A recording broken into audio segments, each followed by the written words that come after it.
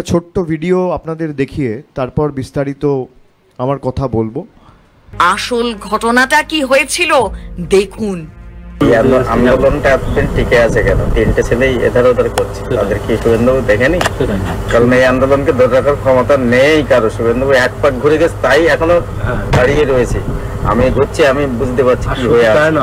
कुछ तुष्टीकरण कर कर वोट लेने के लिए संदेश खाली के गुनेगारों को लिए आप बचा रही हो। आज ये शुभेंदु दा তার লোকদের দিয়ে টাকা পাঠানো, মোবাইল পাঠানো, সব সাপোর্ট গুলো দিচ্ছে বলে শুনুন দাদা, খালি জিনিসে কিচ্ছু খালি এতে হবে না। मैंने रेखा पात्रा जी को टिकट देने के बाद फोन किया तो मैं मिला था पहले उनको।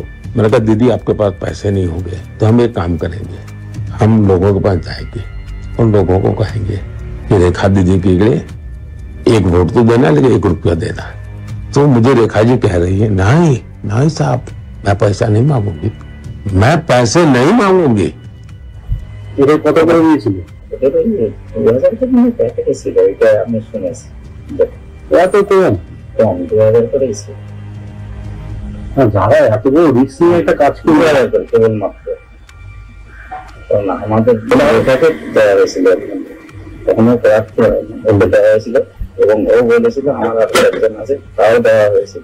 এরা রেপ তো হয়নি, না কোনো লোক রেপ হয়নি, কিন্তু তাদের ভিতরে আপনারা সেটা বুঝিয়েছেন, আপনাকে বুঝে করিয়েছেন, যাতে এটা কতটা কনভিন্স করলে করানো যায়।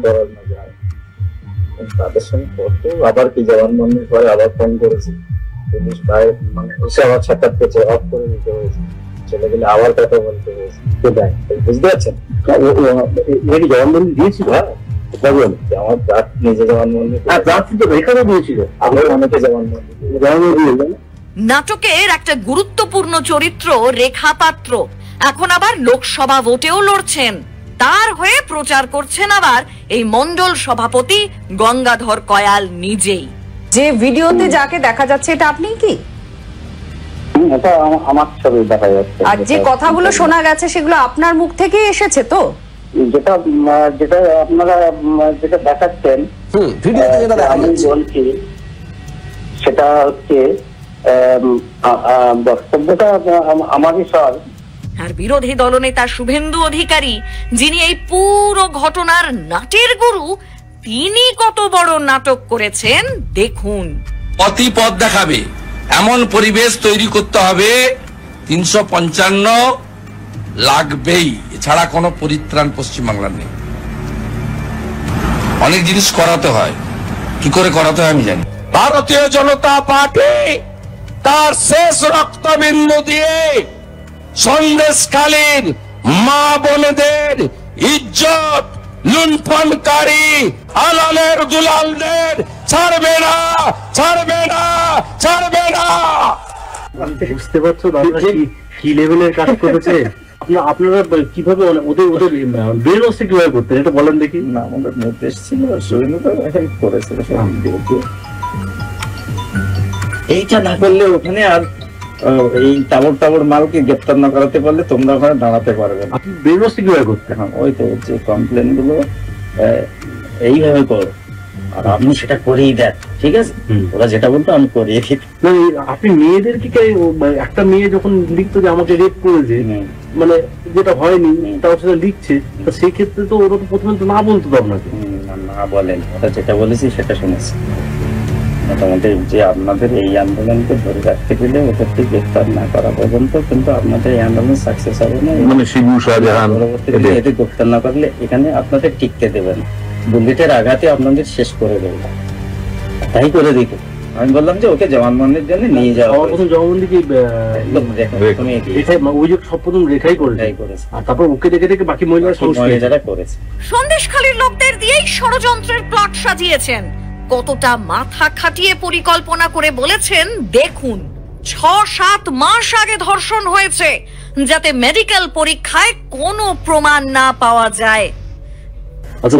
আপনি উনি তো জানছেন না যে বিষয়টা সাজানো আছে, ঘাবড়ে গিয়ে বলতে পারছেন না, এটা তো বলতে পারছেন না যে জবা সিং জানছে এটা মিথ্যে মিথ্যে, কিন্তু বলতে ঘাবড়ে একটা বড় অফিসার তার সামনে কত মিথ্যে কথা বলবো। কোনো ভয় নেই, আপনার সঙ্গে আমি আছি। এই জায়গায় থানার পুলিশ আপনাকে নিয়ে যাবে, নিয়ে যাওয়ার আপনার ক্ষমতা নেই। স্টুডেন্টের কোয়ালিটি খারাপ। পাশে দুই একজন এই বিভিন্ন কানাকানিতে তো ভয় দেখিয়েছে, তো ভাই এইসব করা যায় না, এইসব করিস না, পরে ফেসে যার যাবে। জন্য ওইটাই সমস্যা হয়ে গেছে, নাহলে ওই আরো গ্রেপ্তার হয়েছে। যদি বলে একবার হ্যাঁ, তাহলে আর ভয় নেই। সে 7 মাস আগে ঘটেছে না, ও কারখানা আর কি আর আপনার মেডিকেল হবে, ঠিক আছে, কারণ লিখছে তো 7 মাস আগে কোনো মেডিকেলে কিন্তু কিছু মেডিকেল করার জায়গা নেই, যেটা জাজ বুঝেছেন, শুধু বয়ানটাই বললেই ঠিক আছে। সারা রাজ্যে শুধু জমি অধিগ্রহণের কথা বলে তো মানুষকে প্রভাবিত করা যাচ্ছে না, তাই ধর্ষণকে হাতিয়ার করা যাক। সেই জায়গাতে সেটা নিয়ে তারা মিথ্যে বলছে, মানে কতটা পরিমাণ তাদেরকে আপনাদের বোঝাতে হয়ে যাবে, সেটাই কিন্তু এটা ছাড়া গ্রেপ্তার হতো না। দেখুন সারা পশ্চিমবাংলাতে জমি ভূমি ব্যাটা নয়। কতটা ঘৃণ্য মানসিকতা বিজেপির। শুভেন্দু অধিকারী টাকা তো পাঠালেন, কিন্তু কাজটা করালেন স্থানীয় বিজেপি নেতা শুভঙ্কর এবং শুভেন্দু অধিকারীর সহকারী পীযূষ। বেরোচ্ছে কিভাবে করতেন এটা বলেন দেখি। না, আমাদের নির্দেশ ছিল, শুভেন্দুটা হেল্প করেছে, এইটা না করলে ওখানে আর এই টাবর মালকে গ্রেপ্তার না করাতে পারলে তোমরা ওখানে দাঁড়াতে পারবে না। আর গ্রেপ্তার করাতে গেলে তোমাদের দিতেই হবে।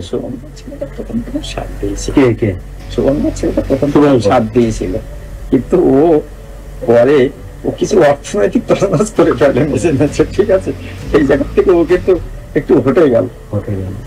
এমনি শুভেন্দুদা এই জিনিসটা কি কন্ট্রোল করতো? আপনারা কন্ট্রোল করতো, করার জন্য টিও ওরা এসেছিল। পিএ হচ্ছে পীযূষ নাকি আছে, পীযূষ এই জায়গাটা জীবনে আসে না, ও শুভঙ্করের হাত ধরে ঘুরে বেড়ায়, আমাকে আর খুব একটা গুরুত্ব দেয় না বলে আমি ওকে গুরুত্ব দেই না, ঠিক আছে, পরিষ্কার করে। শুধু তাই নয়, নাটকের চরিত্রগুলোর সঙ্গে নিজে দেখা করে ষড়যন্ত্রের প্লট সাজিয়েছেন। আপনারা যে শুভেন্দুদার কথাতে রিস্কের কাজগুলো করছেন, তা এই রিস্কগুলো কেন নিয়েছেন? যারা আগামী দিন সুস্থ থাকে, কারণ আপনি যার সাথে যুক্ত করেছেন তাকে সহজে আপনি ফেলতে পারবেন। আপনারা কি নর্মাল রয়েছে, ধরো আপনি তো কি বলেন, নর্মাল হতে আপনি তৃণমূলকে আপনি ফেলতে পারবেন? আর যদি শুভেন্দুদা এইভাবে অস্ত্র প্ল্যান্টেশন না করতেন, আপনারা যদি এই কাজগুলোকে সহযোগিতা না করতেন, সিবিআইকে দিয়ে যদি আমরা এগুলো না করতাম, তাহলে কি এটা হতো? কোনো সন্দেহ নেই, এই ঘৃণ্য কাজটি ইতিহাসে ক্ষমতার সবচেয়ে বড় অপব্যবহারের প্রতীক। বাংলার মানুষ এই বাংলা বিরোধীদের ক্ষমা করবে না। साहब जिस बंगाल में আপনারা দেখলেন সবাই কিভাবে, যেটা আমরা প্রথম দিন থেকে আমাদের দলনেত্রী বলে এসছেন যে পরিকল্পিতভাবে নির্বাচনের আগে বাংলাকে ছোট করার যে একটা ঘৃণ্য চক্রান্ত এবং বাংলার মানুষের, বাংলার রাজ্যের এই মাটির ভাবমূর্তি কুলসিত কালিমালিপ্ত করার যে একটা নির্লজ্জ প্রচেষ্টা, এটা বিজেপি আগেও করেছে। আমরা আগে বিগত 3-4 বছর ধরে বিজেপিকে বাংলা বিরোধী বলে এসেছি, আপনারা দেখেছেন। শুধু কোনো কারণ ছাড়া এমনি কেউ কাউকে বাংলা বিরোধী বলে না। আমরা কি কারণে বিজেপিকে বাংলা বিরোধী বলেছি?